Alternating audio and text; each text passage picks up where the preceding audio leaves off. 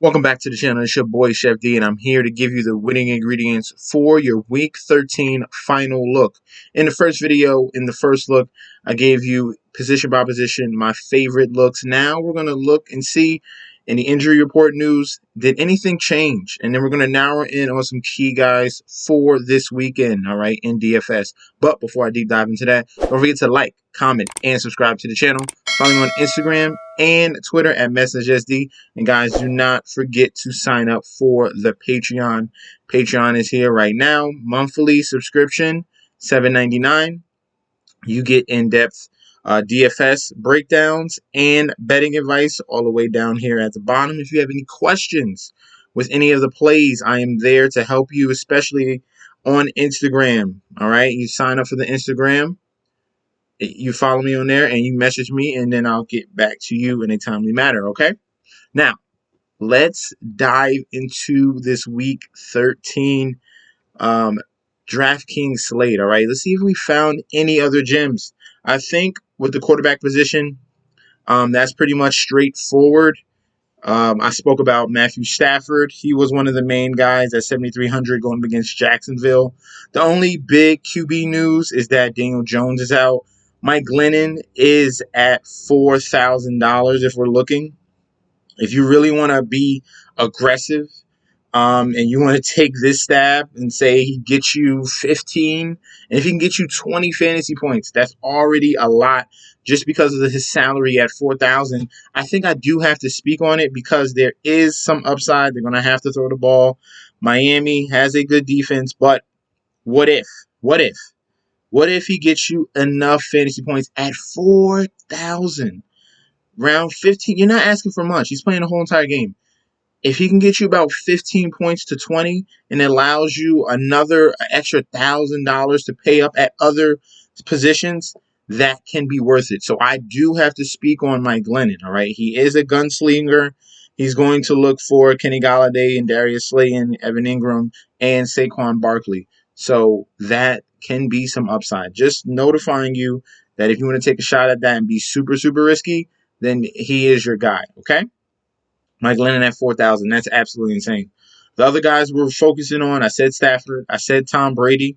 Tom Brady going up against a very easy defense in Atlanta right here at 7,200. That's a great price. I also wanted you guys to focus on this Chargers and Bengals game. You have two young quarterbacks here in Justin Herbert and Joe Burrow, both in very good positions. Cincinnati has the wide receivers to help support Joe Burrow. And then Herbert, if they get down, they're going to throw the ball a lot. Plus, Herbert has that rushing upside. So I like both of these guys in that quarterback realm. All right, 36 yards rushing against Denver. Finished with 24 fantasy points against that good defense. And the week prior against Pittsburgh, 90 yards rushing, had 38 fantasy points, all right? That's the upside that Justin Herbert brings to the table, okay? So we're going to watch both of those guys. Let's continue on. Anyone else? I think I found Russell Wilson. He's been, I don't know if you want to trust that train. He does have a very good matchup against the 49ers, especially with one of their leading linebackers out of the game. That's a bonus. Wentz against Houston is another plus. Derek Carr against Washington. Russell Wilson just struggled against Washington. That's just because he was missing throws. But Carr is a gunslinger, not afraid to throw the ball down the field. Despite the fact that Darren Waller will be out, they still have another backup tight end that is as another up-and-coming type of guy in Foster Moreau. So I'm not afraid of going there. If we're looking at the cheap area, the value quarterbacks, Tyrod Taylor can be a guy against the Colts. Colts are bottom 5 in the secondary. He can hook up with Brandon Cooks, obviously, and then the rushing upside. That's what you want to see from him. Similar to the performance against Tennessee, where he had 2 rushing touchdowns on 28 yards rushing. That's what you want from Tyrod Taylor. Hopefully a game similar to that Jacksonville where you get 23 fantasy points at only 5,300. TYROD has some upside there. So that's what we're going to look at in that QB selection. Focus on the guys I already spoke about in the first video. And if you want to take a risk on the cheaper guys, you can. Now, let's move over to the running backs. This one is pretty straightforward as well. It's been confirmed that Dalvin Cook will be out, so Alexander Mattison becomes a huge play this week against Detroit. Very, very easy matchup for him. He is not a stranger of taking over the number one spot because Dalvin Cook has a history of being injured, okay? Similar to the game against Detroit, he already had 25 carries, 113 yards, 7 catches on 40 yards, and another TD there. He had 32 fantasy points against Detroit already this season, so you see the upside. And then against Seattle, he had another opportunity to start. Had 26 carries, 112 yards, and had 6 catches and on a 59 yards. So this man is literally just taking what Dalvin Cook does and is doing pretty much almost the same thing. Okay? So you have to have Alexander Mattison. He might be a lock. He probably is a lock, actually. Another running back we're going to look at will be Elijah Mitchell going up against Seattle. Seattle cannot stop a nosebleed running that ball. You saw what Antonio Gibson was able to do against Seattle. Elijah Mitchell and Kyle Shanahan will cook something up even better. Okay? 27 rushing attempts, 133 yards, and a touchdown against Minnesota. Also had 5 receptions. This is at 6,000. What? With no Deebo Samuel taking carries from him, this can be a big breakout. We'll have another game. We'll have another 30-point fantasy game with Eli Mitchell this week. So he's someone I'm going to look at. I'm not even thinking about all these high-priced guys here. Obviously, we love Jonathan Taylor. Eckler's in a great spot. Mixon, all those guys in a great spot. But the value down, just you go a little bit cheaper. Save some value here. Madison, all-star. All right, all-star spot. Elijah Mitchell, all-star spot. Definitely. Let's stick to these guys. Let's see if I can find you someone else. Jamal Williams from Detroit with the injury to DeAndre Swift. Williams is stepping up as the number one running back. You can go 3 running backs this week in fantasy. You saw what he was able to do on Thanksgiving.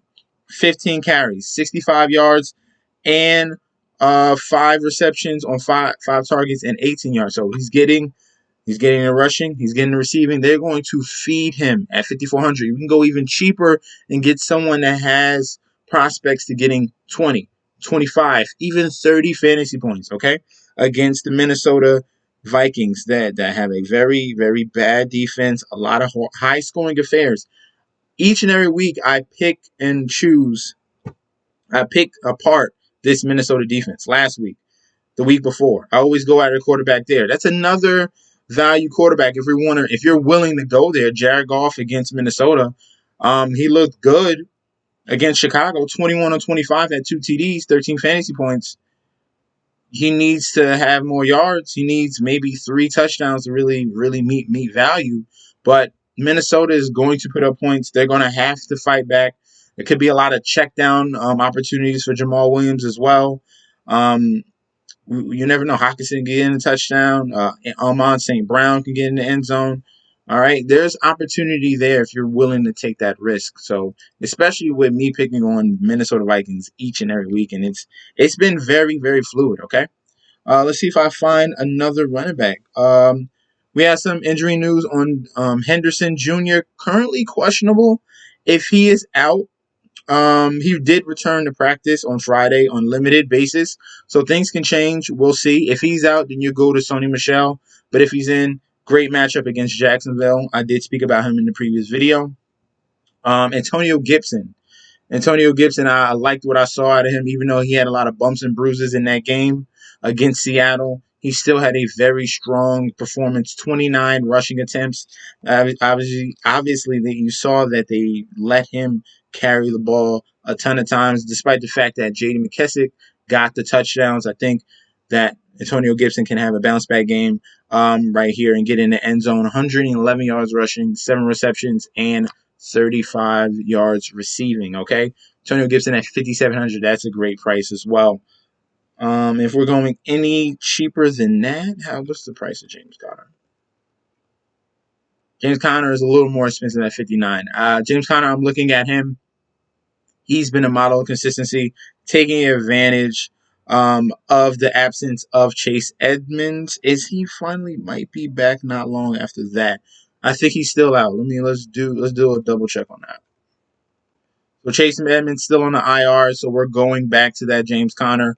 So there's a lot of value running backs this week. Okay, 5,900 for James Conner. Kyler Murray coming back in his first game, they might slow it down just a little bit, focus in on the running game until Kyler gets acclimated to game speed.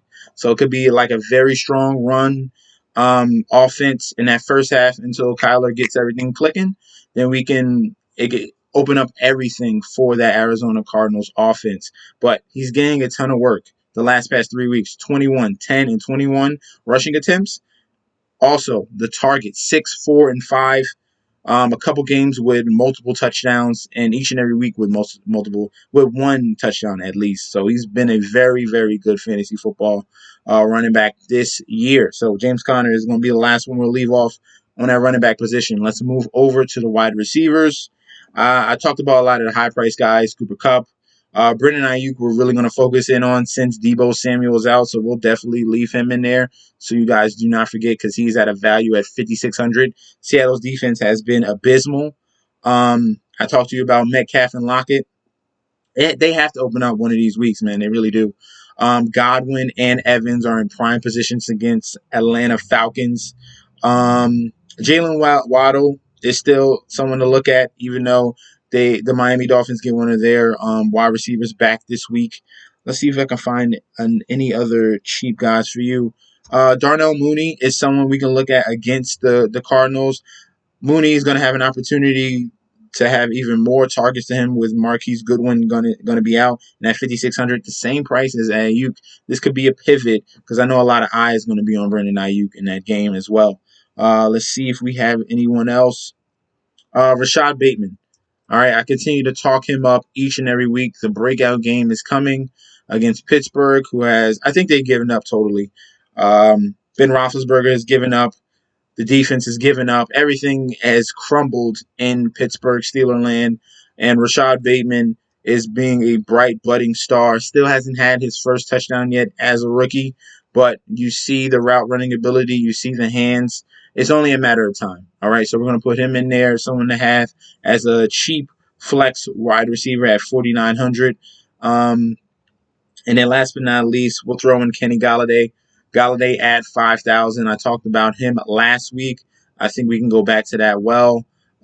He finished. Daniel Jones struggled, but he did have 7 targets, 3 receptions, 50 yards. I think Mike Glennon will be able to get that ball to him a little bit better, focus in a little bit more on him, because he's more of a thrower than Daniel Jones. Daniel Jones is very indecisive, and if everything crumbles, he just runs, okay? That's the difference between them. Mike Glennon will stand in that pocket and throw that ball. Hopefully, it won't get intercepted, but Kenny Golladay, I think, finally, can he get his touchdown? Finally should have a good week in week 13, okay? They paid a ton of money for this man, and he has done absolutely nothing. That's very striking, okay? And now let's move over to the tight end position. I told you last week we're going to focus in on Gronk. This week you do the same thing. Focus in on Gronk. Some other plays other than Gronk. Like I spoke about before, Darren Waller is out. So Foster Moreau is the tight end. The last time Darren Waller was out, Foster Moreau had a big breakout game. 6 catches, 6 targets for 60 yards and a touchdown against Philadelphia. That was his last opportunity that Darren Waller was out, and he took full advantage of it. We're going to go back to that well.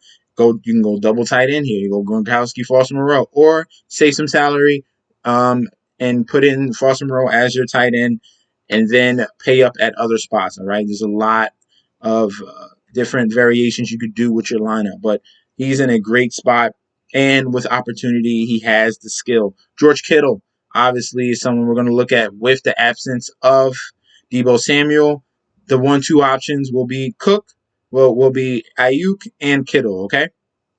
That's going to be the offense for San Francisco, and he should have a bounce back performance from last week with only 2 targets and 1 reception. Kittle struggled. I think they bottled him. Minnesota, that was their key point of focus on the defensive side, stop Kittle, and everything else kind of crumbled around that. But that's okay. All right, he should have a bounce back performance this week. We got Foster Moreau, we got Kittle, Dallas Goedert, and then I have one more after that. Dallas Goedert against the Jets.